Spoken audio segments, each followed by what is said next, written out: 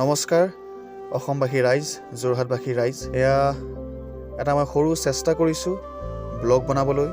এয়া মোৰ প্ৰথম ব্লগ।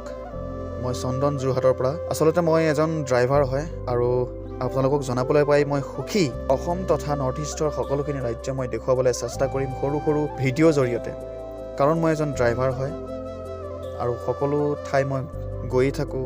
এই ভিডিঅ'টোত মই দেখুৱাইছোঁ যোৰহাটৰ পৰা মই তেজপুৰ অভিমুখে গৈ আছোঁ।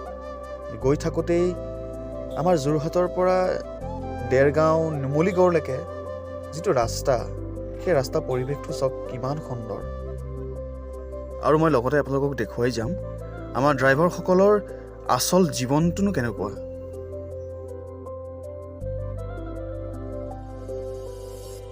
দাদা আৰু বন্ধুসকল, এয়া চাওক কলিয়াবৰৰ পৰা তেজপুৰ সংযোগ কৰা এইখন দলং, কলীয়াভোমোৰা দলং।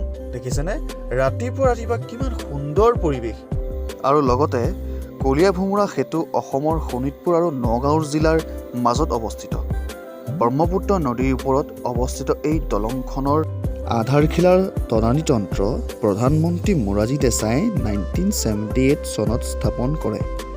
1987 চনত প্ৰয়াত প্ৰধানমন্ত্ৰী ৰাজীৱ গান্ধীয়ে কলীয়াভোমোৰা সেতু উদ্বোধন কৰে। 3.3 কিলোমিটাৰ দৈৰ্ঘ্যতাৰ মূল্য দলংখনৰ প্ৰায় 44 কোটি টকাৰ লগতে সৰ্বমুঠ ব্যয় হৈছে 89 কোটি টকা।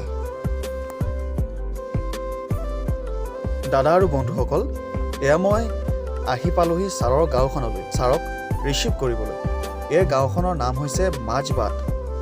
এয়া তেজপুৰ ওৰাং চাৰিআলি বা ফাটি আহিব লাগে। চাওকচোন গাঁওখনৰ কি সুন্দৰ পৰিৱেশ। আমাৰ আপাৰ আছামৰ ফালে এইবিলাক কমেই দেখিবলৈ পোৱা যায়। আছে, হয়তো মোৰ চকুত পৰা নাই। আমি আহি আহি এখন সুন্দৰ নৈ পামহি। সেই নৈখনৰ পৰিৱেশ আপোনালোকক দেখুৱাম। চাবচোন কিমান সুন্দৰ পৰিৱেশ।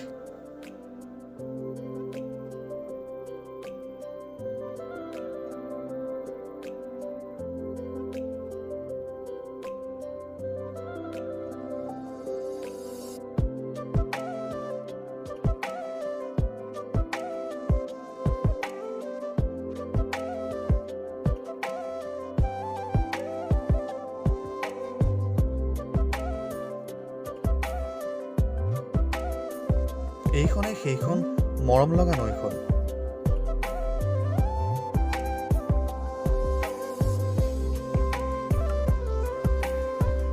এই নৈখন পাৰ হোৱাৰ পাছতে ছাৰৰ ঘৰ পাম।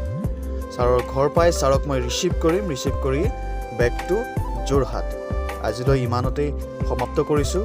যদি মোৰ কিবা ভুল হৈছে মোক ক্ষমা কৰিব আৰু মোক দেখুৱাই দিব কমেণ্ট কৰি। ধন্যবাদ।